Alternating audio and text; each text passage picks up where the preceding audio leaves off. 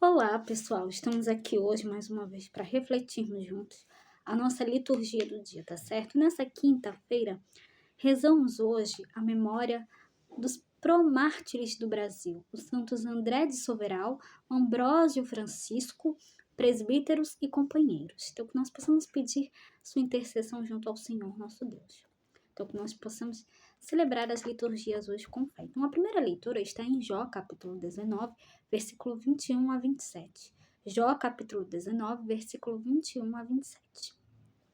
Disse Jó: Piedade, piedade de mim, meus amigos, pois a mão de Deus me feriu.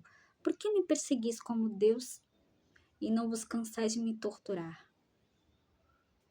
Gostaria que minhas palavras fossem escritas e gravadas numa inscrição, com um ponteiro de ferro e com chumbo, gravadas na rocha para sempre. Eu sei que o meu Redentor está vivo e que por último se levantará sobre o pó. E depois que tiverem destruído esta minha pele na minha carne, verei a Deus. Eu mesmo o verei, meus olhos o contemplarão, e não os olhos de outros. Dentro de mim consomem-se os meus rins. Então, na primeira leitura, Jó está imerso na dor e no sofrimento. Piedade, piedade de mim. Ele continua sendo oprimido por seus amigos. Contudo, mesmo neste quadro de suprema angústia, Jó não perde sua esperança em Deus. Ele se torna um protótipo e imagem da espera confiante no Senhor. Eu sei que o meu Redentor está vivo e que por último se levantará sobre o pó. A dificuldade não é palavra definitiva sobre a vida da pessoa humana, pelo contrário.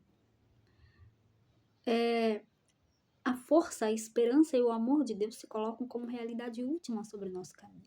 Por isso, este texto nos motiva a esperar confiantes no Senhor. E agora, falando do Evangelho, hoje ele está em Lucas capítulo 10, versículo 1 a 12.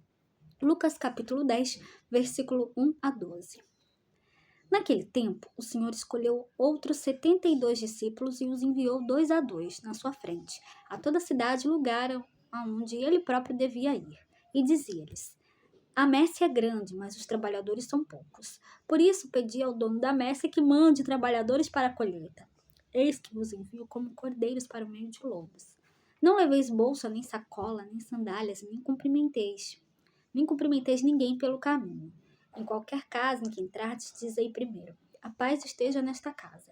Se ali morar um amigo da paz, a vossa paz repousará sobre ele. Se não, ela voltará para vós. Permanecei naquela mesma casa, comei e bebei do que tiverem, porque o trabalhador merece o seu salário. Não passeis de casa em casa. Quando entrardes numa cidade e fordes bem recebidos, comei do que vos servirem. Curai os doentes que nela houver e dizei ao povo: o reino de Deus está próximo de vós. Mas quando entrardes numa cidade e não fordes bem recebidos, saindo pelas ruas, dizei: até a poeira de vossa cidade que se apegou aos nossos pés, sacudimos contra vós. No entanto, sabei que o reino de Deus está próximo. Eu vos digo que naquele dia Sodoma será tratada com menos rigor do que essa cidade. Então, no Evangelho, depois dos 12, outros 72 discípulos também são enviados em missão, fato próprio de Lucas. Esta passagem de hoje nos aponta outra, a de Números 11, versículo 24 a 30, quando 72 líderes de Israel receberam o dom da profecia, como característica do discípulo. O evangelista insiste na ausência de preocupações com o futuro e na confiança na providência divina, simbolizada em sua atitude frente àqueles que o hospedam. Então, esses dois fatos marcam a vida do discípulo, que é peregrino e está em direção à realidade última, o reino celeste, tá certo? Então, era isso que eu tinha para falar para vocês hoje. Muito obrigada a todos por curtirem, por comentarem. Aqueles que só assistem mesmo, também agradeço. Espero que vocês tenham gostado dessa reflexão de hoje. Espero encontrá-los todos aqui amanhã, sexta-feira, se Deus quiser, para continuarmos refletindo cada vez mais as leituras da Sagrada Escritura. Então, muito obrigada a todos e até a próxima, se Deus quiser.